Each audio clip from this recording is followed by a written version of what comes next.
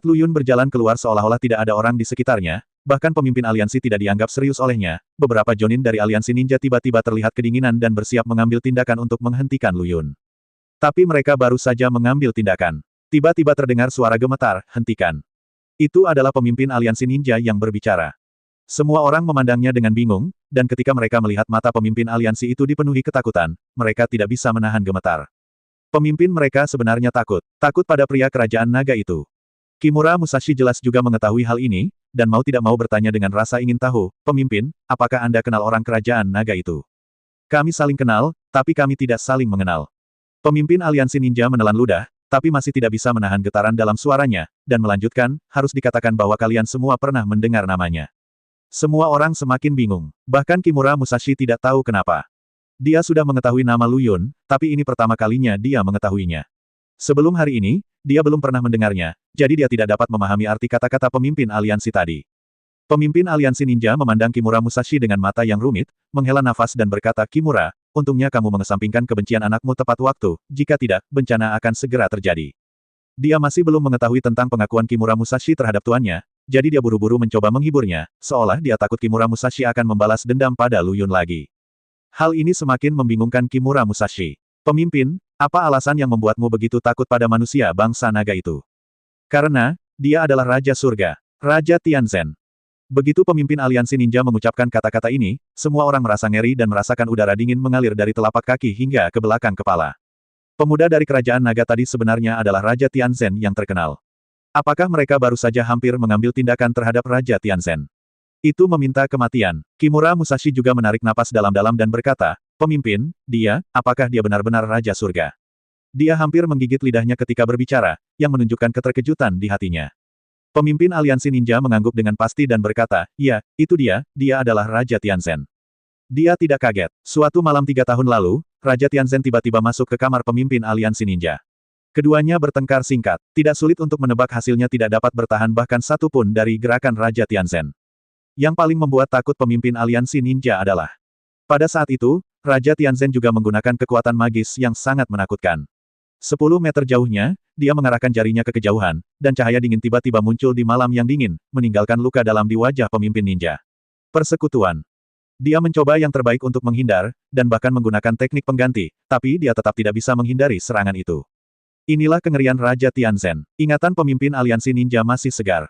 Pemuda dari kerajaan naga yang baru saja kutemui, meskipun dia tidak mengenakan topeng berkepala naga yang agung itu, suaranya telah tertanam dalam di benak pemimpin aliansi ninja, jadi dia segera mengenalinya. "Sekarang tahukah kamu kenapa aku bilang kamu hampir mengalami bencana?" kata pemimpin aliansi ninja dengan nada yang rumit. Kimura Musashi merasakan luapan emosi di hatinya. Pantas saja Lu Yun berani datang ke Liga Ninja sendirian dan mengancam akan meminta maaf padanya. Ternyata dialah Raja Surga. Raja Tianzhen memang memiliki kepercayaan diri untuk menjadi sombong. Wajah Kimura Musashi membeku, seolah dia memikirkan sesuatu. Jika Lu Yun adalah Raja Tianzhen, bukankah itu berarti gurunya adalah Raja Tianzhen? Kimura Musashi merasa sedikit tertekan pada awalnya. Tidak hanya putranya meninggal, tetapi dia juga secara misterius mengenali pembunuh putranya sebagai tuannya. Tapi sekarang dia tahu identitas Lu Yun, dia merasa jauh lebih baik. Setelah Lu Yun selesai menyelesaikan masalah aliansi ninja, dia kembali ke Jiangcheng. "Saya telah tinggal di Xinglin Hall akhir-akhir ini." Lin Qingtan masih marah, tapi dia benar-benar tidak mengatakan sepatah kata pun kepada Lu Yun, yang memberi Lu Yun pemahaman baru tentang saudara perempuan kedua yang lembut dan perhatian ini. Ternyata betapapun lembutnya seorang gadis, dia masih bisa memilikinya emosi kecil. Yu Hongwen adalah pria dewasa, dan sekilas dia bisa melihat ada yang tidak beres dengan mereka.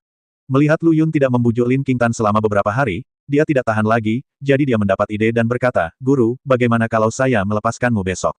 Cucu tertua saya datang dan bermain-main dengan Anda." Akting. Lu Yun terkejut. Alis Yu Hongwen menari-nari kegirangan, lihat saja. Jadi keesokan harinya, seorang pasien aneh datang ke Aula Xinglin. Dia tampak seperti setengah mati. Dia akan mengatakan itu sakit di sana-sini, tetapi ketika dia mendiagnosisnya, tidak ada yang bisa didiagnosis. Lin Qingtan memberinya beberapa jarum moksibusi, tetapi tidak berpengaruh. Yu Hongwen berkata tanpa daya, "Dalam hal ini, saya kira satu-satunya cara adalah meminta guru untuk mengambil tindakan." Lin Qingtan berkata, "Kalau begitu panggil dia." Yu Hongwen mengangguk dan memutar nomor telepon Lu Yun, tetapi bahkan sebelum berbicara beberapa patah kata, dia menghela nafas dan berkata, "Oh, tidak, guru berkata dia sedang dalam suasana hati yang buruk dan tidak berniat merawat pasien. Suasana hatimu sedang tidak baik dan kamu tidak ingin mengobati penyakitnya. Lin Qingtan mengerutkan kening dan berkata, kondisi pasien sudah sangat serius, dan dia benar-benar peduli dengan suasana hatinya sendiri. Omong kosong. Begitu dia mengatakan ini, pasien langsung berteriak lebih keras dan hampir jatuh ke tanah dan berguling. Yu Hongwen tersenyum pahit dan berkata, bagaimanapun, saya tidak bisa membujuk guru. Saya pikir lebih baik Anda, Nona Lin, memberitahunya sendiri. Dia selalu mendengarkan Anda. Orang bijak itu tidak mendengarkanku. Lin Qingtan berkata dengan marah, lalu terdiam, sepertinya sedang berdebat apakah akan berbicara langsung dan meminta Lu Yun untuk datang. Bagaimanapun, dia bersumpah selama Lu Yun tidak mengatakan yang sebenarnya, dia akan mengabaikan Lu Yun.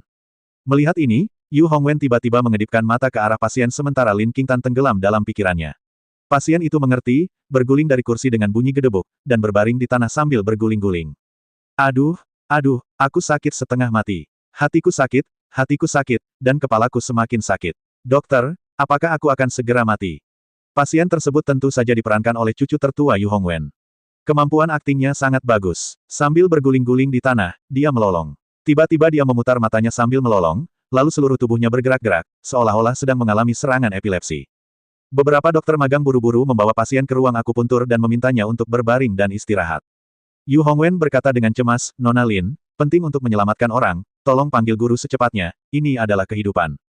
Lin Qingtan belum pernah melihat penyakit aneh seperti itu. Melihat pasiennya kesakitan, dia tidak tahan. Berpikir bahwa sekarang bukan waktunya untuk marah, dia menelepon Lu Yun. Ayo cepat ke Aula Xinglin. Siapa kamu? Petik 2, petik 2. Tentu saja, Lin Qingtan tahu bahwa Lu Yun melakukannya dengan sengaja. Dia mengertakkan gigi dan berkata, saya Lin Qingtan. Lin Qingtan, kupikir itu saudara perempuanku yang kedua. Maaf kamu salah memutar nomor. Energi Lin Qingtan stagnan, dan dia benar-benar ingin bergegas ke depan Lu Yun dan memukulinya. Pada saat ini, ratapan Yu Hongwen datang dari samping, oh, nyawa manusia dipertaruhkan, nyawa manusia dipertaruhkan. Lin Qingtan mengertakkan gigi dan berkata, Lu Yun, saya saudara perempuan kedua Anda. Cepat kemari, ada seorang pasien yang kondisinya sangat serius. Kamu memanggilku apa? Lin Qingtan menarik napas dalam-dalam lagi, menahan amarah di bawah dadanya yang sombong, dan berkata, adik, patuhlah. Kita akan membicarakan dendam kita nanti. Perawatan lebih penting dulu. Baiklah kakak kedua, tunggu saja, aku akan segera ke sana. Setelah Lu Yun selesai berbicara dengan keras, tidak butuh waktu lama baginya untuk tiba di Aula Xinglin. Cepat, seluruh tubuh pasien sudah mengejang. Situasinya sangat serius. Lin Qingtan berkata dengan cemas, tetapi setelah melihat ke arah Lu Yun, dia melihat bahwa dia berjalan perlahan dan santai. Dia tidak bisa menahan diri untuk tidak bergegas, meraih lengannya dan berlari ke ruang akupuntur. Lu Yun datang ke ruang akupuntur, berpura-pura mendapat diagnosis, dan berkata dengan ekspresi serius, kondisi pasien sangat rumit, dan metode pengobatan biasa tidak lagi efektif. Saya perlu memberinya jarum yang aneh. Kalau begitu, kamu harus segera mengambil tindakan. Desak Lin Qingtan. Lu Yun berkata, titik akupuntur yang berhubungan dengan rangkaian jarum aneh ini cukup istimewa. Kakak kedua, kamu tidak cocok untuk tinggal di sini. Biarkan Tuan Yu masuk dan bantu aku. Lin Qingtan segera bereaksi dan berkata, oh, saya mengerti. Jadi dia keluar dari ruang akupuntur dengan patuh dan memanggil Yu Hongwen masuk. Ketika Yu Hongwen masuk, dia menamparkan dahi pasien itu dan berkata, oke, berhenti berakting. Penampilanmu hari ini sangat bagus. Hei, saya melihat pasien yang masih kejang tadi mengubah penampilannya dalam sekejap, dan bangkit dari ranjang rumah sakit sambil tersenyum. Yu Hongwen memperkenalkan, guru, ini cucu saya Yu Yong. Lu Yun tersenyum dan mengangguk, lalu memandang Yu Hongwen dengan penuh arti dan berkata, orang tua kecil, aku tidak menyangka kamu cukup pandai dalam hal itu. Kamu melakukan banyak hal yang merugikan gadis kecil ketika kamu masih muda, bukan? Tidak, guru, jangan bicara omong kosong. Yu Hongwen berkata dengan wajah memerah dan melambaikan tangannya. Tepat ketika mereka bertiga sedang bersenang-senang, Lin Qingtan tiba-tiba membuka pintu dan masuk. Dia tertegun sejenak ketika melihat pemandangan di depannya.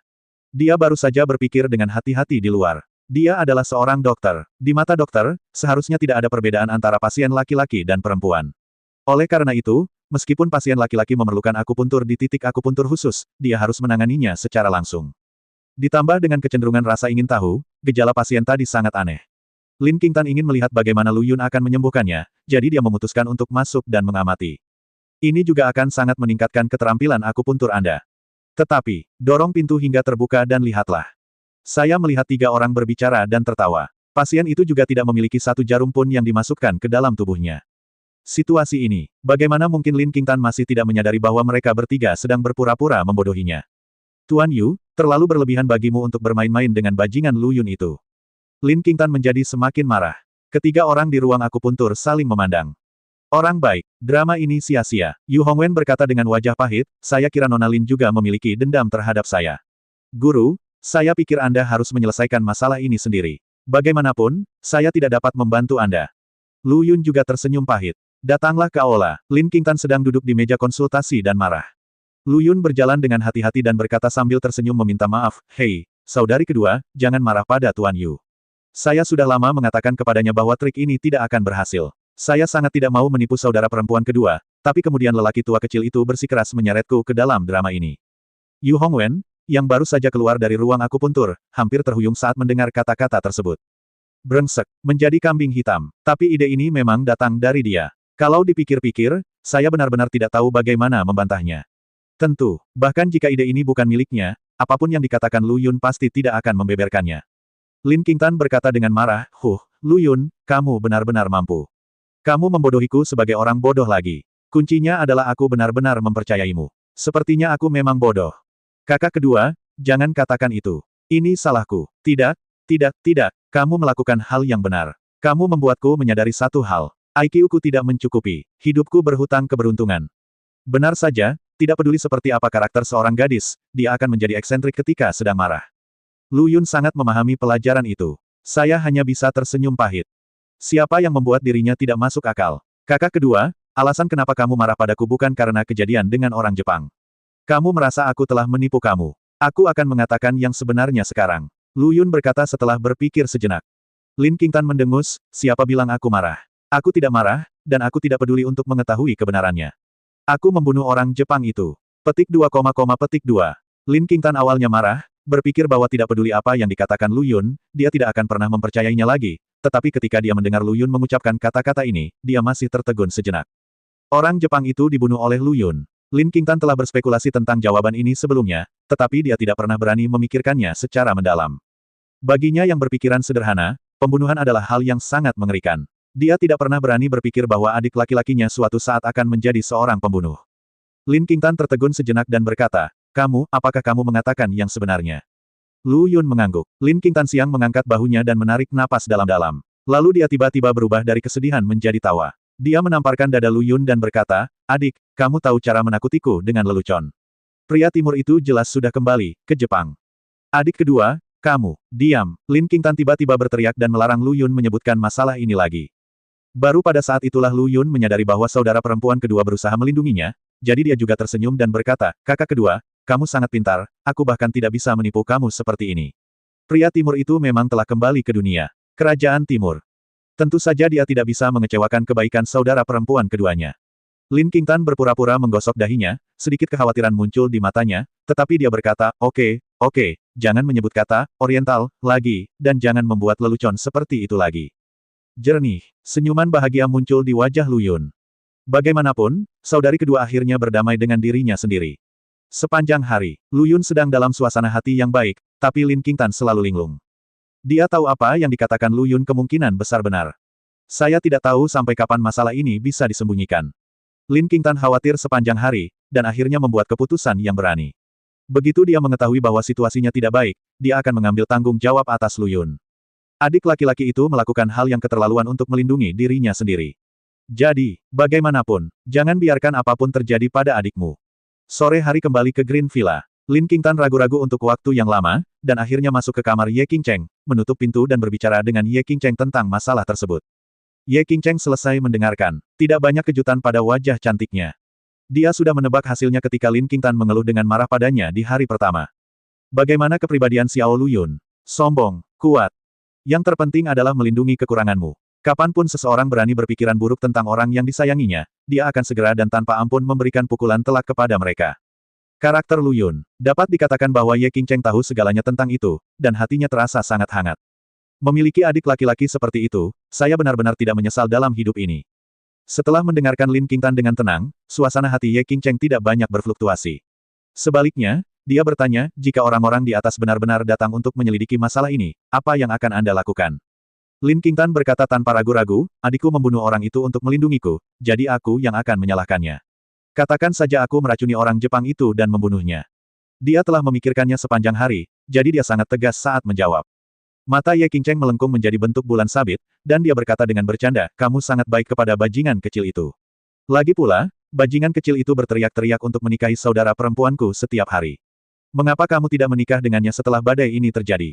Lebih. Saudari, wajah Lin Qingtan menjadi gelap dan dia berkata, saya sedang berbicara dengan Anda tentang sesuatu yang serius. Bagaimana Anda masih berpikir untuk bercanda tentang masalah yang begitu serius? Oke, jangan bercanda lagi. Ye Qingcheng menahan senyuman di wajahnya dan berkata, jika kamu benar-benar ingin menyalahkan penjahat kecil itu, menurutku kamu harus mengambil inisiatif untuk menyerah daripada menunggu penyelidikan dari atas. Lin Qingtan mengerutkan kening. Setelah beberapa saat, dia mengeluarkan ponselnya dengan serius dan berkata, Kak, kamu benar, saya harus mengambil inisiatif untuk menyerah. Sekarang saya akan menelepon 110 untuk menjelaskan situasinya kepada mereka. Bentak. Pada saat ini, Ye Qingcheng tiba-tiba mengambil ponsel Lin Qingtan, memutar matanya ke arahnya dan berkata, Lin Qingtan, kamu benar-benar berhati besar dan tidak punya otak. Tidak bisakah kamu mengatakan apakah yang aku katakan itu benar atau ironis? Apa maksudmu? Lin Qingtan tampak bingung. Ye Qingcheng menghela nafas pelan, lalu berkata dengan nada yang rumit, pernahkah kamu mendengar nama Yuntian Senjun? Dewa Tuan Yuntian. Wajah Lin Qingtan membeku. Bagaimana mungkin dia tidak pernah mendengar nama ini? Siapapun yang berasal dari kerajaan naga, tidak, siapapun yang memiliki telinga pasti pernah mendengar nama ini. Hanya saja bagi kebanyakan orang, nama ini terlalu misterius dan jauh, mereka menganggap nama ini lebih sebagai semacam kepercayaan, terpendam jauh di lubuk hati, dan tidak akan mengatakannya dengan mudah. Ye Qingcheng mengangguk dan melanjutkan, Dewa Penguasa Yuntian adalah pahlawan besar kerajaan naga kita. Dia adalah makhluk yang dapat menahan segala dosa dengan satu jasa. Selain itu, Dewa Penguasa Yuntian tidak akan membunuh orang begitu saja. Setiap orang yang dia bunuh adalah untuk menghukum pemerkosaan. Singkirkan kejahatan. Saudari, aku setuju dengan semua yang kamu katakan. Bagaimanapun, Dewa Penguasa Yuntian identik dengan keadilan di kerajaan naga kita, tapi apa hubungannya ini dengan Lu Yun kecil? Lin Qingtan bertanya dengan bingung. Ye Qingcheng menatap tajam pada kebanggaan Lin Qingtan. Pikiran, apakah benda ini terlalu besar dan apakah akan mempengaruhi IQ? Untungnya IQ saya normal. Ye Qingcheng berkata dengan aneh, pernahkah kamu mendengar implikasinya? Adik kita Lu Yun adalah Tuan Yuntian. Siapa di kerajaan naga yang memiliki kualifikasi untuk menghukum Tuan Yuntian? Jika Lu Yun mendengar kalimat ini, dia pasti akan berseru, memang benar, Saudari Qingcheng sangat percaya bahwa dia adalah Tuan Yuntian. Kamu benar-benar layak menjadi kakak perempuan tertua. Berbicara tentang masalah ini, Lu Yun juga bingung. Identitasnya terungkap dengan jelas, tetapi saudara perempuan cantik ini tidak tahu apa yang ada dalam pikiran mereka, tetapi mereka tidak mengaku satu sama lain. Jika kakak kedua mengetahui identitasnya lebih awal, dia tidak akan terlalu mengkhawatirkan orang Dongyang selama ini. Tentu saja, dia tidak akan marah pada dirinya sendiri karena masalah sepele seperti itu. Membunuh orang timur dengan niat jahat adalah masalah sepele bagi Lord Yuntian. Itu tidak disebut pembunuhan, itu hanya hukuman. Apakah adik laki-laki itu adalah Tuan Yuntian? Mata Lin Qingtan tiba-tiba melebar dan dia berkata, Kakak, apakah kamu yakin tidak bercanda? Bagaimana saya bisa mengolok-olok orang mulia seperti Tuan Yuntian? Tapi ini sungguh sulit dipercaya. Sepasang puncak kebanggaan di dada Lin Qingtan bergetar dan bergejolak, menunjukkan betapa terkejutnya dia di dalam hatinya. Tanyakan pada Ye Qingcheng lagi dan lagi. Ye Qingcheng tidak punya pilihan selain mengangkat 3 jari di atas kepalanya dan berkata, saya, Ye Qingcheng, bersumpah di atas bola lampu bahwa jika saya berbohong, saya akan menjadi janda selama sisa hidup saya, hanya dengan mentimun dan terong untuk menemaniku dalam hidup ini. Dalam hati Lin Qingtan, dia benar-benar mempercayainya. Sejak sang adik kembali, semuanya menjadi biasa saja. Sebesar apapun kesulitannya, selama sang adik mengambil tindakan, maka akan terselesaikan dengan cepat. Bahkan Yu Lao, seorang ahli pengobatan tradisional Tiongkok, datang untuk belajar darinya. Dan rangkaian teknik akupuntur yang aneh itu. Ini adalah hal-hal yang tidak dapat dibayangkan oleh Lin Qingtan sebelumnya. Semua tanda ini menunjukkan bahwa Lu Yun bukanlah orang biasa. Jadi tidak ada alasan mengapa Lin Qingtan tidak mempercayainya. Lu Yun adalah Tuan Yuntian. Alasan mengapa dia bertanya pada Ye Qingcheng berulang kali sebenarnya untuk mengungkapkan keterkejutannya. Setelah sekian lama, Lin Qingtan pulih dari keterkejutannya dan bertanya, kakak perempuan tertua, apakah Anda dan saudara perempuan lainnya sudah tahu bahwa adik laki-laki itu adalah Tuan Yuntian, tetapi saya belum mengetahuinya? Ye Qingcheng berkata, mungkin. Kamu sudah mengetahui hal ini sejak lama, tetapi kamu bahkan tidak memberitahuku. Ini benar-benar keterlaluan. Mata Lin Qingtan tiba-tiba menunjukkan sedikit kebencian. Pantas saja ketika saya berbicara tentang hilangnya pria Jepang, para saudari ini menunjukkan ekspresi tenang dan berkata bahwa mereka harus percaya tanpa syarat pada Xiao Luyun. Tapi tidak ada yang memberitahuku kebenarannya, yang membuatku khawatir begitu lama. Seberapa buruk? Mata Lin Qingtan berbinar, dan dia tiba-tiba berkata sambil tersenyum licik, kakak, menurutku saranmu barusan cukup bagus. Usulan apa? Ye Qingcheng bingung. Kamu tidak mengatakan bahwa setelah krisis ini selesai, aku bisa menikahi adik laki-lakiku. Aku pikir kita bisa mempertimbangkannya. Lagi pula, aku tidak terlalu muda. Menikah dengan Tuan Yuntian seharusnya menjadi sesuatu yang tidak akan pernah diimpikan oleh banyak gadis dari. Sesuatu yang berani kamu pikirkan, kan? Tidak, Ye Qingcheng dengan tegas menolak. Mengapa tidak? Kalian bersaudara, tidak ada hubungan darah. Aku kakak perempuan tertua, dan aku bahkan belum menikah. Kenapa kamu terburu-buru? Siapa yang menetapkan bahwa kakak tertua harus menikah terlebih dahulu? Jika kamu tidak pernah menikah, apakah kami berenam bersaudara harus tinggal bersamamu dan menjadi perawan tua seumur hidup? Bah, kamu perawan tua. Pokoknya kalau aku bilang tidak, aku tidak bisa. Jika kamu ingin mengambil adikmu sendiri, katakan saja. Lin Qingtan, apakah kamu yakin aku menggaruk erbakmu? Kedua saudara perempuan itu secara misterius memulai pertarungan yang sengit. Di luar rumah, di aula, Liu Yaner berkata dengan ekspresi tertekan, saya tidak tahu apa yang dilakukan kakak perempuan tertua dan kedua di kamar, tapi mereka sebenarnya mengunci pintu. Lu Yun berseru, apalagi yang bisa dilakukan dua wanita. Tentu saja ini hanya untuk bersenang-senang. Liu Yaner tidak bereaksi sama sekali. Wang Bining segera mencondongkan tubuh ke telinganya dan berkata, saya familiar dengan pertanyaan ini. Saya familiar dengan pertanyaan ini. Dua pria disebut titik jarum yang saling berhadapan, jadi dua wanita, tentu saja. Meskipun Liu Yaner memiliki pesona di hatinya, dia tidak bisa menahan diri untuk tidak tersipu setelah mendengar penjelasan Wang Bining. Dia melirik Lu Yun ke samping dan berkata, Lu Yun kecil, kamu sangat berani. Kamu berani mengatakan itu kakak perempuan tertua dan kakak perempuan kedua lucu. Hal yang sama berlaku untukmu, dan kamu bahkan lebih lucu. Kamu sudah tidur dengan Sister Qingcheng untuk waktu yang lama.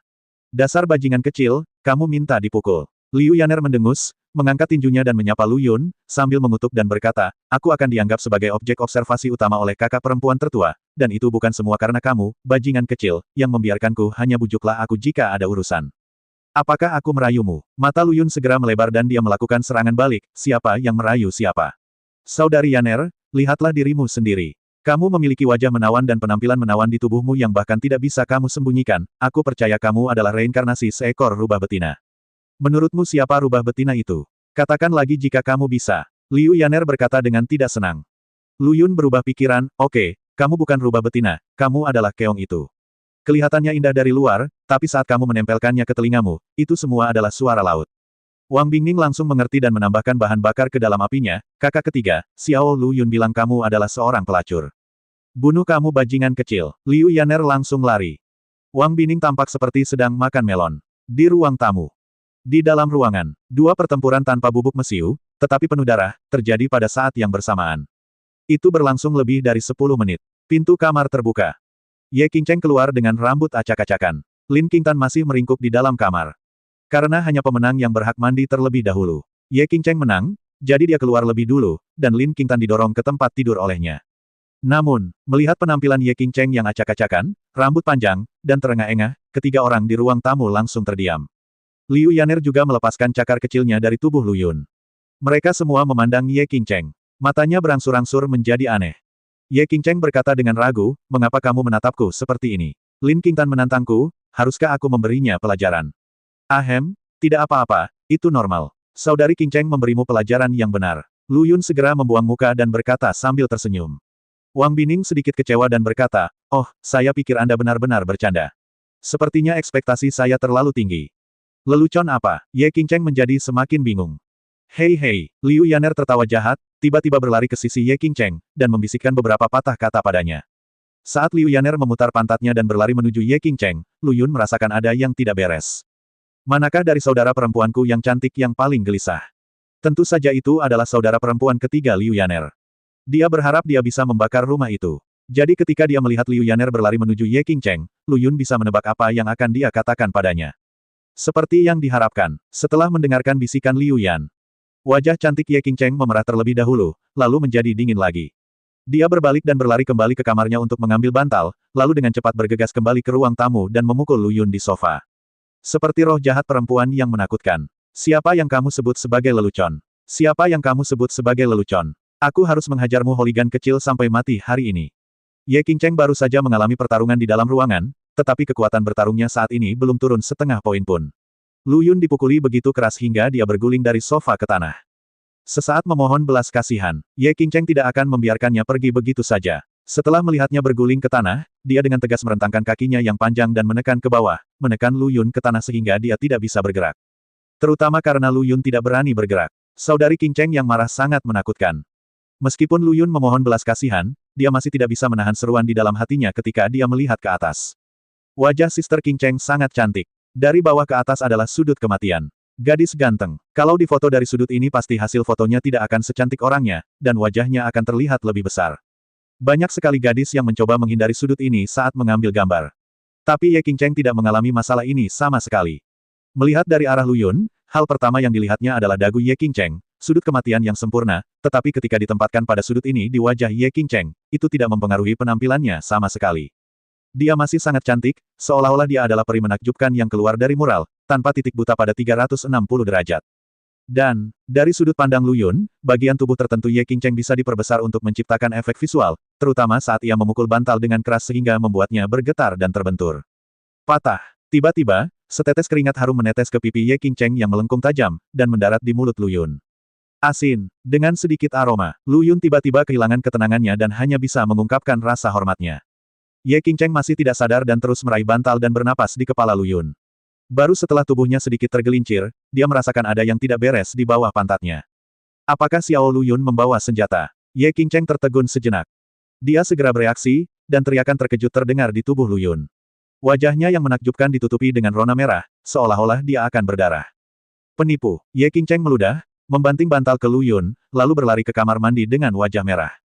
Dia berencana untuk mandi. Alhasil, keributan dengan Lu Yun membuatnya semakin berkeringat, membuatnya lengket dan sangat tidak nyaman. Liu Yaner dan Wang Bining menyombongkan diri atas kemalangan mereka, menikmati melon mereka, tetapi tiba-tiba melihat kakak perempuan tertua mereka melompat seolah pantatnya terbakar, dan mereka berdua sedikit terkejut. Xiao Lu Yun sebenarnya berani melawan, itu keterlaluan. Lihatlah lebih dekat lagi, pipi mereka terbakar, dan mereka semua serempak mengumpat, nakal. Liu Yaner tiba-tiba tersenyum menawan dan berkata, karena kakak perempuan tertua sudah mandi, saya harus mengambil alih tugasnya dan terus memberi pelajaran pada bajingan kecil ini, hehe. Saat dia berbicara, dia bersiap untuk duduk di atas Lu Yun. Wang Bining juga berkata, iya, dia harus diberi pelajaran. Kakak ketiga, setelah kamu memberinya pelajaran, giliranku. Ketika Lu Yun melihat situasi ini, ada sesuatu yang tidak beres. Bagaimana jika aku diberi pelajaran oleh tiga saudara perempuan cantik secara bergantian? Jadi sebelum Liu Yaner duduk, Lu Yun buru-buru berdiri dari tanah dan memohon belas kasihan, saudari-saudari, saya benar-benar tahu bahwa saya salah kali ini, dan saya tidak akan pernah bercanda lagi. Selamat tinggal, Lu Yun kecil, bukankah baik bagi kita menjadi seperti ini? Cinta antara kakak dan adik begitu dalam. Liu Yaner mengangkat wajahnya yang menawan, mata rubahnya melengkung, dan dia menatap ke arah Lu Yun dan berkata. Wang Bining juga berkata, iya, saya hanya suka mendengar Xiao Lu Yun membuat lelucon seperti itu sangat cocok untuk saya. Lu Yun melangkah maju dan mencubit kedua sisi pipi Wang Bining, menariknya keluar dengan keras, dan berkata, selain mengatakan ya, apalagi yang bisa kamu lakukan? Apakah kamu bahagia? Apakah kamu tidak melihat saya dipukuli? Wang Bining berkata dengan sedih, Lu Yun kecil, lepaskan. Paling buruk, aku akan membagikan senjata untukmu di masa depan. Bagaimanapun, aku berkulit tebal dan aku tidak takut dimarahi oleh kakak perempuan tertua. Cukup banyak. Lu Yun kemudian melepaskan Wang Bining, meninggalkan dua bekas cubitan merah cerah di wajah kecil halus itu. Apalagi yang bisa dilakukan Lu Yun? Tentu saja pilihlah buah kesemek yang empuk untuk dicubit. Kakak kelima Cu Yao tidak ada di sini, kalau tidak dia bisa menindas adik kelima. Karena dia tidak ada di sini, dia hanya bisa melampiaskan kebenciannya dengan mencubit Wang Bining. Pada saat Ye Qingcheng keluar dari kamar mandi, semuanya telah kembali normal. Emosi Ye Qingcheng datang dan pergi dengan cepat. Bagaimanapun, Lu Yun telah membantunya berlatih sebelumnya dan telah menghadapi situasi yang lebih memalukan, jadi ini bukan pertama kalinya dia akan merasa malu untuk waktu yang lama. Setelah kembali tenang, Ye Qingcheng duduk dengan bermartabat di sofa, menyeka rambutnya yang basah sambil berkata, kru kakak keenammu akan segera datang ke Provinsi Jiangnan untuk syuting. Sebagai sponsor, aku akan memasukkanmu untuk berperan sebagai gangster. Bermain gangster. Bagaimana cara bermain gangster? Saya tidak tahu caranya. Cih, apa kamu masih perlu bertindak? Ingatlah untuk menahan diri ketika saatnya tiba. Pegunungan hijau samar-samar tertutup air, dan rumput di selatan sungai yang sebelum layu setelah musim gugur. Alis hijau Sui Siu San sangat lebar. Ketika saya kembali ke rumah, saya bersandar di jendela paviliun kecil. Angin musim semi tidak memahami hujan di selatan sungai Yangtze. Saya melihat ke gang hujan sambil tersenyum dan carilah tamu untuk mencicipinya. Petik 2, petik 2. Sepanjang zaman, ada banyak sekali puisi yang menggambarkan pemandangan indah Jiangnan, yang persis sesuai dengan kalimat, pemandangan Jiangnan indah dan indah. Oleh karena itu, beberapa tim syuting film dan televisi sering datang ke Jiangnan untuk syuting adegan, dan setiap pengambilan gambar dapat memberikan perasaan yang menyenangkan bagi penontonnya. Kru Xiaoqin juga berencana datang ke provinsi Jiangnan untuk syuting selama jangka waktu tertentu. Ini hanya memberi kesempatan pada Xiaoqin. Jadi pada hari pertama kru mulai syuting, bintang cantik ini diam-diam berlari kembali ke Villa Hijau, ingin sekali bertemu Lu Yun. Saya tidak melihatnya selama 15 tahun. Saya benar-benar tidak tahu seperti apa rupa Lu Yun sekarang. Berbicara tentang masalah ini, Xiaoqin juga sedikit tertekan. Kakak perempuannya melakukan pekerjaan yang sangat baik dalam menjaga kerahasiaan. Xiaoqin meminta saudara perempuannya lebih dari sekali untuk melakukan panggilan video dan memintanya untuk melihat Lu Yun kecil. Meskipun tidak ada video, kirimkan saja dia beberapa foto. Namun jawaban kakak beradik itu adalah, Xiao Lu Yun berkata bahwa dia harus menjaga misterinya terlebih dahulu dan ingin bertemu dengannya dan kembali sendiri. Xiaoqin tidak berdaya dan terus memarahi mereka karena kurangnya kesetiaan. Kali ini saya datang ke provinsi Jiangnan untuk syuting, di satu sisi karena pemandangan di sini sesuai dengan temanya, dan di sisi lain karena permintaan Xiaoqin. Sejujurnya, industri hiburan sedang terpuruk. Jika seorang gadis ingin maju, dia harus mengorbankan banyak hal, terutama seorang gadis dengan penampilan luar biasa seperti Xiaoqin. Memasuki lingkaran ini seperti seekor domba memasuki mulut harimau. Produser, direktur, sponsor, bos perusahaan pialang, harus menjaga setiap aspek. Kecuali jika gadis itu sendiri memiliki latar belakang yang cukup baik.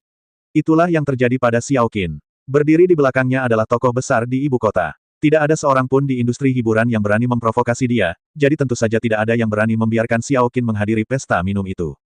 Dia adalah salah satu dari sedikit gadis yang terlindungi dengan baik di industri hiburan. Xiaoqin membungkus dirinya dengan erat, mengenakan topi hitam, topeng hitam, dan jaket wanita dengan kerah yang sangat tinggi, menutupi seluruh lehernya. Setelah kembali ke rumah, Xiaoqin bahkan tidak punya waktu untuk melepas topengnya, jadi dia dengan bersemangat meraih tangan Ye Qingcheng dan berkata, "Kakak, di mana Lu Yun kecil? Ayo, biarkan aku melihat Lu Yun kecil." Biasanya dia jarang kembali ke Green Villa, dia punya rumah di ibu kota provinsi. Dulu, setiap bertemu adik-adiknya, mereka selalu ada di rumah di ibu kota provinsi. Ini di luar perlindungan bagi para suster. Lagi pula, ini base camp mereka. Jika suatu saat mereka difoto oleh paparazzi, kakak beradik itu pasti tak tertahankan. Tapi kali ini berbeda. Xiaoqin mau tidak mau ingin bertemu Xiao Lu Yun sesegera mungkin, jadi dia mengambil risiko dan kembali ke Villa Hijau. Ye Qingcheng dan yang lainnya sudah lama mengetahui bahwa Xiaoqin akan kembali. Hari ini, beberapa saudari ada di sini. Mereka sudah lama tidak bertemu Xiaoqin, jadi tentu saja mereka ingin menyusulnya. Tetapi ketika menyangkut Lu Yun, Ye Qingcheng berkata dengan ekspresi menyesal, "Adik keenam, sungguh sial bagimu untuk kembali. Lu Yun kecil sedang jauh dari rumah karena sesuatu dan tidak akan kembali selama beberapa hari ke depan hari." Tidak di rumah. Xiaoqin segera berkata dengan cemas, "Kakak, ada apa denganmu? Bukankah aku sudah memberitahumu sebelumnya bahwa aku akan kembali hari ini? Mengapa kamu tidak memberitahu Xiao Lu Yun?" Nada suaranya agak kesal. Setelah akhirnya kembali, kebetulan saya bertemu dengan Xiao Lu Yun yang sedang keluar. Ye Qingcheng berkata dengan polos, "Aku sudah memberitahunya, dan dia berjanji jauh sebelumnya, tapi baru kemarin, dia menjawab panggilan telepon dan keluar." Wang Bining setuju dan berkata, iya, Xiao Lu Yun memiliki sesuatu yang mendesak dan perlu beberapa hari untuk kembali.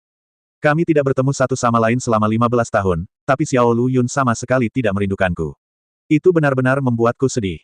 Xiaoqin tidak senang. Lin Qingtan berkata dengan nada menghibur, "Anda tidak bisa mengatakan itu. Alasan utamanya adalah kami memang menghadapi keadaan darurat kali ini. Dia adalah pasien dari provinsi lain. Dia sakit parah dan akan meninggal. Adik laki-laki saya tidak punya pilihan lain, tapi untuk bepergian jauh. Alasan ini tentu saja salah. Lu Yun baru saja disembunyikan oleh mereka. Untuk menciptakan kejutan bagi Xiaoqin, wanita cantik ini benar-benar bersusah payah." Xiaoqin percaya itu benar. Dia telah lama mendengar dari Lin Qingtan bahwa keterampilan medis Xiao Lu Yun sangat bagus. Tidak lama setelah dia kembali, dia dianugerahi gelar dokter ajaib Jiangcheng. Yang lain akan meninggal karena sakit, jadi Xiaoqin pasti tidak akan dengan sengaja menolak perawatan medis Lu Yun untuk menemuinya. Poin lain yang sangat penting adalah, kakak kedua pada dasarnya tidak berbohong. Dia berkata bahwa Xiao Lu Yun pergi untuk mengobati orang, jadi dia pasti pergi untuk mengobati orang. Xiaoqin mempercayai perkataan beberapa saudari dengan mudah, dan hanya bisa menghela nafas dan berkata, "Sayang sekali. Saya akhirnya kembali dan tidak melihat Lu Yun kecil. Lalu Anda bisa memberi saya foto Lu Yun kecil. Saya melihatnya."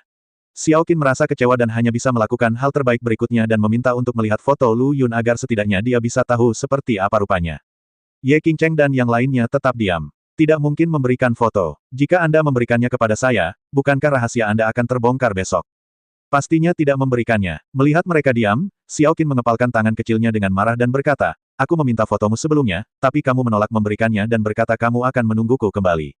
Sekarang aku kembali, kamu masih menolak untuk mengizinkanku melihat Xiao Luyunchang. Seperti apa kelihatannya, apakah itu terlalu berlebihan? Liu Yaner mengedipkan matanya yang licik dan berkata sambil mencibir, adik keenam, bukan karena kami tidak menunjukkannya kepadamu, tapi kami belum mengambil foto sama sekali. Lu Yun kecil, sangat pemalu. Dia anak besar yang sangat pemalu. Benar-benar, mata curiga Xiao Qin menyapu beberapa orang, dan akhirnya tertuju pada saudara perempuan kedua. Orang yang paling dia percayai adalah Lin Qingtan. Pipi Lin Qingtan menjadi sedikit merah. Itu benar-benar karena perkataan Liu Yaner barusan sangat keterlaluan. Malu, malu, dua kata ini tidak akan pernah bisa diterapkan pada adikku. Jika dia pemalu, dia tidak akan memeluknya dan berkata dia ingin mengajarinya cara melakukan akupuntur. Dia juga terus menekankan, tetap rendah, tekuk pinggangmu sedikit lebih rendah, mengangkat pantatnya lebih tinggi. Dia jelas seorang gangster, Lin Qingtan, yang tidak pernah pandai berbohong, tidak bisa menahan diri untuk tidak tersipu, tetapi untuk bekerja sama dengan aktingnya, dia akhirnya mengangguk dan berkata, ya, adik laki-lakiku sangat pemalu. Aku belum pernah melihat anak laki-laki yang pemalu, sebagai dia. Wajah Lin Qingtan memerah. Xiao Qin memperhatikan sesuatu dan dengan sengaja memegang tangannya dan berkata, kakak kedua, kamu tahu, orang yang paling aku percayai sejak kecil adalah kamu, karena kamu tidak pernah berbohong padaku, dan kali ini akan sama, kan? Dia menatap langsung ke mata Lin Qingtan. Melihat adegan ini, Ye Qingcheng tiba-tiba merasa tidak enak. Sudah berakhir, rahasianya akan segera terungkap. Kakak keenam ini sebenarnya tidak mudah untuk dibodohi. Lin Qingtan hendak membuang muka ketika Wang Bining tiba-tiba menyela dan berkata, bukankah itu hanya sebuah foto? Saya memilikinya. Saya akan menunjukkannya kepada Anda sekarang. Setelah mengatakan itu, dia berlari ke kamarnya. Setelah meraba-raba beberapa saat, dia keluar dan menyerahkannya kepada Xiao Qin dan berkata, ini, orang di atas adalah Xiao Luyun. Ambil dan lihat. Xiao Qin mengambil foto itu dan melihatnya dengan penuh harap, tetapi wajahnya menjadi gelap pada detik berikutnya. Orang yang ada di foto itu memang Luyun, tapi itu adalah Luyun ketika dia masih kecil, dia masih memakai celana tanpa selangkangan, dengan penis kecilnya terbuka. Fotonya sudah menguning, dan tidak diketahui di sudut mana panti asuhan itu Wang Bining mengambilnya. Wang Bining, kamu dengan tulus menghiburku, bukan? Xiao Qin segera menjadi marah, tetapi Wang Bining menjulurkan lidahnya dan berkata, hei, kakak keenam, jangan marah, aku juga punya fotomu saat tumbuh dewasa. Dia memberi Xiao Qin satu lagi. Xiao Qin untuk sementara menahan amarah di hatinya dan mempercayai Wang Bining lagi. Namun, setelah melihatnya, dia benar-benar mengamuk, menghancurkan foto itu ke tanah, lalu mengejar Wang Bining dan menyerang dengan tinju kecil berwarna merah muda. Saya meminta Anda untuk menunjukkan kepada saya foto-foto Lu Yun kecil ketika dia besar nanti, tetapi saya tidak meminta Anda untuk menunjukkan kepada saya seperti apa rupa benda itu ketika dia besar nanti. Ups, saya buta, Wang Bining, kamu harus bertanggung jawab. Xiao Qin mengejar dan memukulinya sambil mengumpat dengan marah. Ye Qingcheng dan 3 orang lainnya juga penasaran dengan jenis foto apa itu. Mereka melirik ke tanah dan tiba-tiba tersipu. Mereka merasakan hal yang sama seperti saat pertama kali menemukan materi pembelajaran di komputer Wang Bining. Dari mana Wang Bining yang licik ini mendapatkan hal-hal ini? Tetapi, tindakan Wang Bining tidak bijaksana, dan dia berhasil membantu Lin Qingtan keluar dari situasi tersebut. Xiao Qin ditakdirkan untuk tidak bertemu Xiao Luyun hari ini. Dia selalu merasa ada yang aneh pada saudara perempuan ini. Tetapi mereka menolak untuk berbicara tentang hidup atau mati, dan Xiao Qin tidak punya pilihan selain berkompromi dan berkata, oke, bukankah kita hanya ingin menjaga misteri? Saya akan menuruti Anda. Bagaimanapun, saya tidak akan meninggalkan Jiangnan Provinsi sebentar. Saya akan menunggu di sini. Xiao Luyun sudah kembali. Hari berikutnya, antara pegunungan hijau dan perairan hijau. Di rumah teh antik, Xiao Qin mengenakan congsam putih biru putih, yang menutupi sosok langsing dan tinggi. Dia memiliki wajah halus seperti biji melon, kulitnya putih dan kemerahan, dan matanya sebening air di bawah sepasang, alis berbentuk pohon willow. Hidung halus, bibir ceri seksi, dan rambut hitam diikat tinggi di belakang kepalanya menunjukkan temperamennya yang anggun dan anggun. Dia menuangkan teh dengan tangan kosong. Pesona zaman dahulu yang alami dan berpadu sempurna dengan pemandangan sekitar. Meskipun mereka sedang syuting, tidak ada jejak akting sama sekali, seolah-olah situasi ini dibuat khusus untuk Xiao Qin. Sepertinya dia memang ditakdirkan seperti itu. Sedemikian rupa sehingga setelah serangkaian pengambilan gambar, sutradara tidak meminta penundaan, dan dia tidak tahan mengganggu pemandangan yang tenang dan indah ini. Tapi syutingnya harus tetap dilanjutkan. Menurut naskahnya, langkah selanjutnya adalah munculnya beberapa penjahat dan menculik Xiao Qin. Syuting bagian ini pada dasarnya telah selesai. Tidak perlu memfilmkan seluruh proses penculikan Xiao Qin. Anda hanya perlu mengganti kamera 2 kali, sekali untuk memberikan kata-kata kasar kepada bos penjahat, dan kemudian memotong kembali ke Xiao Qin agar dia bereaksi ketakutan. Rangkaian pemotretan ini selesai pada saat ini. Berikut ini adalah adegan di mana protagonis laki-laki mencari protagonis perempuan melalui berbagai petunjuk. Bagus, sangat bagus. Setelah merekam reaksi Xiao Qin, sutradara berteriak, macet, lalu memuji Xiao Qin dengan penuh pujian, karena rangkaian pengambilan gambar ini adalah one shot, yang cukup untuk menunjukkan bakat akting Xiao Qin. Disayangkan, Xiao Qin tidak melakukan adegan ciuman, dan tidak ada yang berani memaksanya untuk merekam adegan ciuman. Jika tidak, sutradara harus pergi berperang secara langsung untuk mempelajari bakat akting Xiao Qin. Tepat setelah adegan ini berakhir, di antara para penjahat, seorang pria bertopeng tiba-tiba muncul dan berkata dengan senyum jahat, nak, bos kami berkata bahwa kami akan membawamu kembali menjadi istri desa. Karena itu, dia bergegas menuju Xiao Qin. Tidak ada seorang pun di kru yang bereaksi sejenak. Di antara penjahat ini, kecuali bos mini yang akan menunjukkan wajahnya dan mengucapkan kalimat, yang lain hanya menutupi wajah mereka dan berpose dengan pedang terhunus. Tapi apa yang terjadi dengan orang ini? Apakah Anda terlalu menyukai drama? Dan, rangkaian adegan ini jelas telah difilmkan, tetapi orang yang berperan sebagai penjahat bertopeng tiba-tiba melompat keluar pada saat ini. Ups, lindungi Nona Xiao secepatnya. Direktur tiba-tiba bereaksi dan berteriak dengan tergesa-gesa. Dia telah melihat beberapa setan drama yang tidak bisa keluar dari drama setelah memasuki drama, yang menyebabkan kegilaan. Namun, setan drama tersebut tidak bisa keluar dari drama karena mereka tenggelam dalam peran dalam waktu yang lama. Tapi apa yang terjadi dengan perjalanan kecil ini? Setelah memainkan peran penjahat untuk waktu yang lama, dan itu masih merupakan jenis penjahat tanpa tindakan atau dialog, Anda tercengang. Apakah Anda takut menderita penyakit mental? Tidak peduli apa yang menyebabkan karakter tambahan menjadi gila, sutradara di lokasi syuting tidak berani gegabah. Jika pria itu benar-benar tenggelam dalam peran penjahat dan melakukan tindakan apapun untuk menyakiti Nona Xiao, situasinya akan menjadi serius. Bos besar di ibu kota mungkin kulitnya akan terkelupas. Sutradara di lokasi syuting berteriak dengan cemas, dan anggota kru lainnya juga terkejut saat bereaksi. Tapi mereka tidak punya waktu untuk bereaksi. Kecepatan pria itu terlalu cepat, dan apa yang mereka lihat selanjutnya membuat mereka tercengang dalam sekejap. Semua kru, termasuk sutradara, tiba-tiba membuka mata lebar-lebar. Karena, mereka melihat pemandangan yang sangat luar biasa. Aku melihat karakter jalang itu, setelah bergegas ke kedai teh, tiba-tiba memeluk pinggang Xiao Qin. Awalnya ini adalah sesuatu yang membuat semua orang sangat marah. Tapi saat berikutnya, namun dia melihat sang aktor bergegas menuju gunung terjal di belakang kedai teh. Itu saja, yang mencengangkan adalah di gunung yang bahkan tidak bisa didaki oleh orang biasa ini, lelaki itu justru berjalan vertikal menaiki tembok gunung sambil menggendong seorang wanita. Bagaimana dia melakukannya? Semua orang tercengang. Mereka sangat yakin pria itu tidak mengalami tekanan, dan meskipun dia memiliki wia, dia tidak bisa semulus dia. Orang yang berperan ini adalah seorang seniman bela diri. Dalam kesan mereka, hanya para praktisi bela diri yang kuat yang bisa begitu lincah dan mendaki gunung tinggi seolah-olah sedang berjalan di tanah datar. Tapi bagaimana seorang seniman bela diri bisa memainkan peran pendukung? Anda tahu berapa banyak kru produksi yang ingin mengundang mereka untuk berperan sebagai protagonis dalam adegan seni bela diri, tetapi mereka tidak peduli. Saya tidak mengharapkannya, saya cukup beruntung melihat pemandangan seperti itu hari ini. Jadi direktur yang cemas itu sepertinya telah benar-benar melupakan keselamatan Xiao Qin setelah melihat operasi ini. Sebaliknya, dia berbalik dan berteriak dengan keras, cepat. Ambil gambar ini. Ini adalah tembakan yang langka. Jika film yang sudah jadi dirilis pasti akan menimbulkan sensasi. Sayangnya, adegan itu terjadi begitu cepat sehingga kamera tidak punya waktu untuk mengikutinya, dan sutradara sangat marah hingga dia berteriak, kalian adalah sekelompok pecundang. Kalian benar-benar sekelompok pecundang. Direktur, saya pikir Anda harus lebih memperhatikan keselamatan Nona Xiao. Nona Xiao. Baru kemudian sutradara kembali sadar, wajahnya tiba-tiba berubah, dan ketika dia melihat ke atas lagi, dua sosok di atasnya telah menghilang. Seniman bela diri itu sebenarnya menculik Xiao Qin.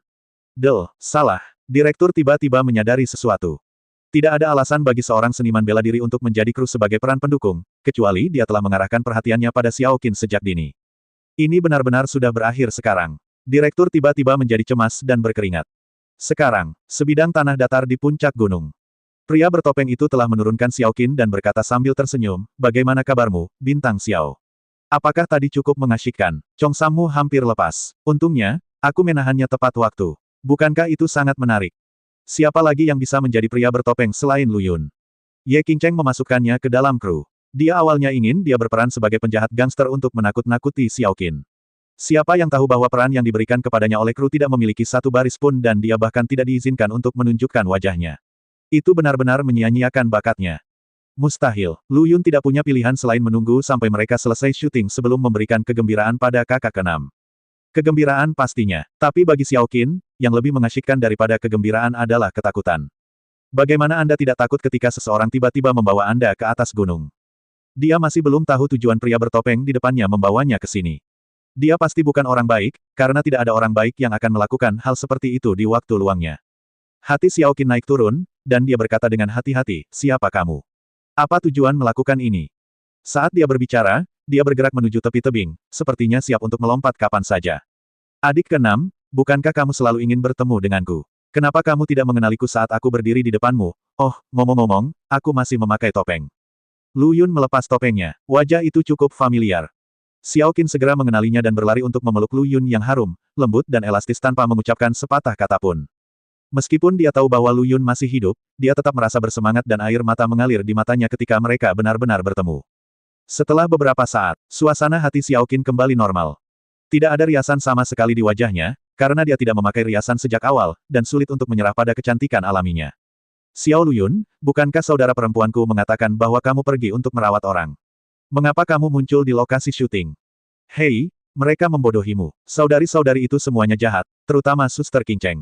Meskipun dia terlihat menyendiri, dia sebenarnya penuh dengan niat buruk.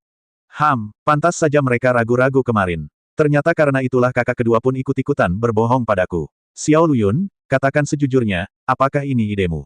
Xiaoqin sedang mengutuk adik perempuannya yang nakal ketika dia tiba-tiba berpikir bahwa Xiao Lu Yun harus menjadi dalang masalah ini. Lalu dia menatap langsung ke wajahnya. Lu Yun segera menggelengkan kepalanya dengan polos dan berkata, adik keenam, kamu telah berbuat salah padaku. Aku hanya bisa dianggap sebagai pelengkap. Saudari King Cheng adalah pelaku utama. Dia juga memberiku peran penjahat ini. Sejak dia kembali ke Jiangcheng, Lu Yun mengatakan bahwa dia akan mengejutkan saudara perempuannya satu persatu, tapi Ye Qingcheng memberinya beberapa ide, jadi Ye Qingcheng adalah penjahat terbesar. Lu Yun merasa bahwa pelaku kejahatan harus diikat dengan tali, dipukuli dengan cambuk, dan diteteskan minyak dari lilin. Akhirnya, dia harus dibuat gemetar saat bertobat, dan membiarkan air suci keadilan membasuh dosa-dosa di tubuhnya. Aku hanya memberitahumu, kenapa kakak perempuan tertua yang baik hati mau berinvestasi dalam drama kita. Ternyata itu rencana jangka panjang, tapi lupakan saja, Nona Xiao, aku punya banyak pengalaman, dan aku tidak mempunyai pengalaman yang sama denganmu. Xiaoqin membelai rambut hitam yang menggantung di pelipisnya, dan tidak pernah berpikir untuk menjadi sangat marah pada Xiao Lu Yun dan saudara perempuannya. Angin di puncak gunung sangat kencang, dan akan membuka ujung Chongsam Xiaoqin dari waktu ke waktu, memperlihatkan area kulit putih dan halus yang luas di celahnya, dan sepasang kaki yang indah sebagai sempurna seperti batu giok dan porselen. Adegan seperti ini tentu menjadi godaan yang fatal bagi para pria yang memiliki fetis kaki. Sayang sekali Lu Yun mungkin tidak, kan? Dia hanya tahu bahwa proporsi tubuh dan simetri pinggang saudara perempuan ke-6 sebanding dengan saudara perempuan ke-7 Luoli. Luoli adalah seorang seniman bela diri dan berlatih sepanjang tahun, jadi dapat dimengerti jika dia mempertahankan bentuk tubuh yang baik, sementara Xiaoqin memiliki kontrol ketat atas bentuk tubuhnya karena alasan profesional. Keduanya tidak bertemu satu sama lain selama 15 tahun, dan mereka menghidupkan kembali perasaan lama mereka di puncak gunung. Tidak masalah jika anginnya kencang. Ketika Chongsam Xiaoqin tertiup angin pada awalnya, dia masih menariknya kembali dan menahannya dengan tangannya yang tertutup. Lu Yun juga senang menontonnya. Xiaoqin tiba-tiba berpikir bahwa karena dia diculik oleh Xiao Lu Yun dengan cara yang aneh, para kru pasti sangat cemas, dan manajernya, Sister Hong, mungkin akan mengira sesuatu yang besar telah terjadi padanya. Dia pikir dia harus menelepon Sister Hong untuk memberitahunya. Menatap Chongsam yang dia kenakan, Xiaoqin tidak bisa menahan senyum pahit. Agar tidak diganggu oleh panggilan telepon selama syuting, dia biasanya menyimpan ponselnya bersama Sister Hong, jadi dia harus meminta bantuan Lu Yun. Bagaimana kalau Xiao Lu Yun, ayo turun gunung. Aku khawatir kru akan khawatir jika memakan waktu terlalu lama, dan angin di sini sangat kencang, tidak nyaman bagiku memakai Chongsam ini. Selain itu, kalian gangster tua juga harus menontonnya. Apakah itu cukup? Penglihatan tajam Xiaoqin melihat sekilas sifat gangster Lu Yun. Dan dia masih seorang gangster tua. Coba lihat saja, bagaimana Anda bisa terus menatap celah Chongsam orang lain. Xiaoqin menatap Lu Yun dengan marah. Tentu saja itu hanya untuk pertunjukan. Tidak terlalu marah. Jika pria lain menatapnya seperti ini, Xiaoqin pasti akan merasa malu saat itu juga. Tentu saja, itu perlu untuk syuting hari ini. Biasanya, dia pasti tidak akan keluar dengan pakaian seperti ini. Chongsam terlalu menonjolkan sosok Anda. Xiaoqin berharap penonton bisa fokus pada kemampuan aktingnya daripada penampilan dan sosoknya. Setelah Lu Yun terungkap, dia membuang muka tanpa tersipu atau detak jantungnya. Dia tidak pernah ingin menyembunyikan apapun. Saya bahkan ingin mengomentari ke-6 saudara perempuan secara langsung dan menganalisis kelebihan dan kekurangan dia dan 6 saudara perempuan lainnya dari segi sosok. Biarkan aku membawamu turun. Karena kakak ke-6 takut para kru akan khawatir, Lu Yun tidak punya pilihan selain mengambil kembali tubuhnya yang ringan dan halus dan bersiap untuk melompat turun gunung. Untuk mencegah Chongsam tertiup angin lagi selama proses menuruni gunung, Lu Yun hanya bisa memegang erat celah itu dengan tangannya yang besar. Dengan sedikit penyimpangan, dia menyentuh tanah bundar yang penuh elastisitas. Nakal, kamu pasti melakukan ini dengan sengaja. Xiao Qin meludah, pipinya memerah. Adik keenam, kamu sudah mengatakan bahwa aku seorang gangster, jadi aku pasti melakukannya dengan sengaja. Lu Yun sama sekali tidak memiliki rasa malu. Alih-alih membuat alasan, dia mengakui perilakunya dengan sangat sederhana. Xiao Qin terdiam. Saya belum pernah melihat orang yang jujur bertindak seperti gangster. Para kru berada dalam keadaan panik. Wajah sutradara Chen Su menjadi pucat dan dia ketakutan setengah mati. Pada saat ini, seorang supervisor di lokasi syuting tiba-tiba berteriak, "Lihat, mereka turun."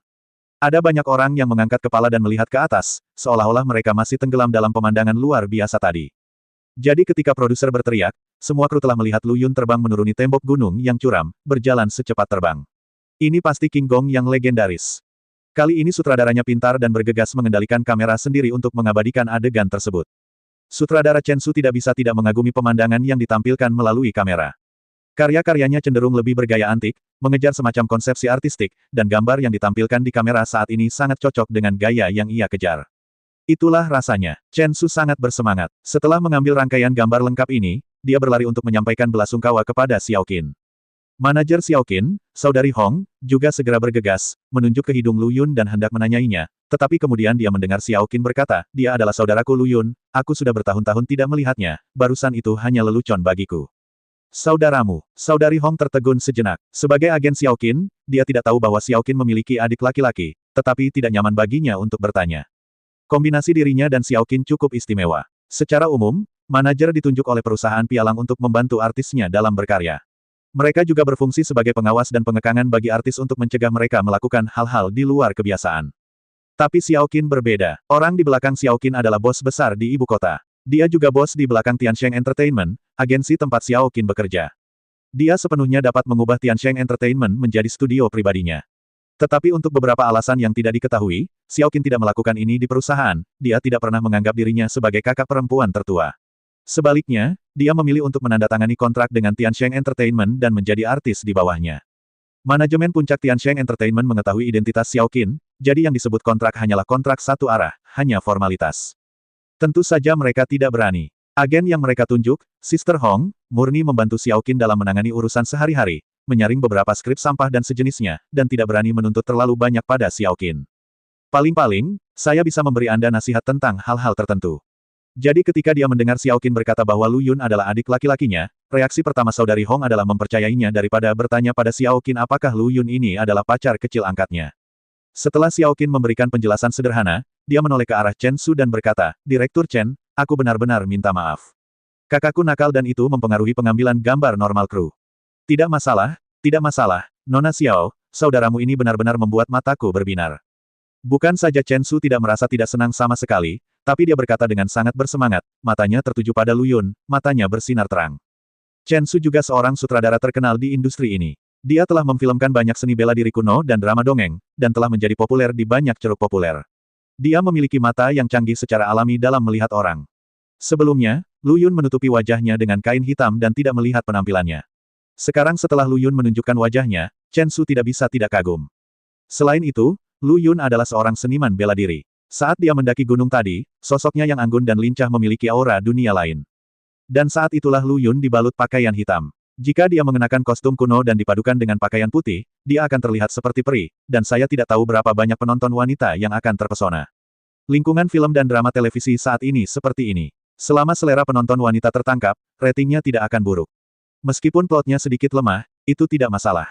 Inilah alasan mengapa ceruk lalu lintas muncul tanpa henti. Meskipun kemampuan akting mereka buruk, mereka masih mampu berkembang dan menjadi populer di film dan drama televisi besar. Banyak investor bahkan menamai film tersebut, dengan mengatakan bahwa aktor populer tertentu harus berperan sebagai pemeran utama pria, jika tidak, mereka tidak akan mempertimbangkan untuk berinvestasi. Akibatnya, gaji di bidang lalu lintas menjadi sangat tinggi. Sebaliknya, para aktor veteran yang memiliki kemampuan akting secara bertahap menjadi diam, dan banyak aktor veteran bahkan telah mencapai titik di mana mereka tidak lagi memiliki peran untuk berakting. Ini fenomena yang menyedihkan, tapi juga menjadi pilihan pasar. Sebagai seorang sutradara, Chen Su seringkali tidak punya pilihan selain menuruti kebutuhan pasar. Satu-satunya yang bisa dilakukan adalah berusaha mempertahankan beberapa ciri pribadinya dalam karya yang diambilnya. Kondisi eksternal Lu Yun sangat baik, dibandingkan dengan siswa bidang lalu lintas, dia tidak kalah sama sekali, dan dia juga memiliki temperamen yang tidak dapat dibandingkan dengan siswa bidang lalu lintas tersebut. Penampilannya membuat mata Chen Su berbinar. Chen Su sangat yakin bahwa selama Lu Yun bisa memainkan peran utama pria dalam dramanya, dia pasti akan menjadi bintang masa depan lainnya. Chen Su merasa telah menemukan harta karun. Dia memandang Lu Yun dengan mata menyala-nyala. Dari penampilan, sosok hingga temperamen batin, semuanya sesuai dengan seleranya. Halo, Tuan Lu, nama saya Chen Su. Saya direktur kru ini. Senang bertemu dengan Anda. Chen Su menyapa Lu Yun dengan antusias dan berinisiatif menyerahkan telapak tangannya kepadanya. Lu Yun, adik laki-laki Xiao Qin. Lu Yun juga tersenyum lembut, mengulurkan telapak tangannya untuk menjabat tangan Chen Su, lalu mengambilnya kembali, bertindak dengan murah hati. Chen Su semakin menghargainya, dan menoleh ke arah Xiao Qin, Nona Xiao, kondisi kakakmu sangat baik, pernahkah kamu mempertimbangkan untuk membiarkan dia memasuki industri hiburan? Jika dia bisa beradegan denganmu, dia pasti akan melakukannya, menjadi terkenal. Matanya yang berapi-api memandang sekeliling mereka berdua. Dengan penuh harap, sepasang saudara kandung ini, yang satu memiliki temperamen yang luar biasa dan yang lainnya memiliki semangat perih, mereka adalah pasangan dewa yang sempurna.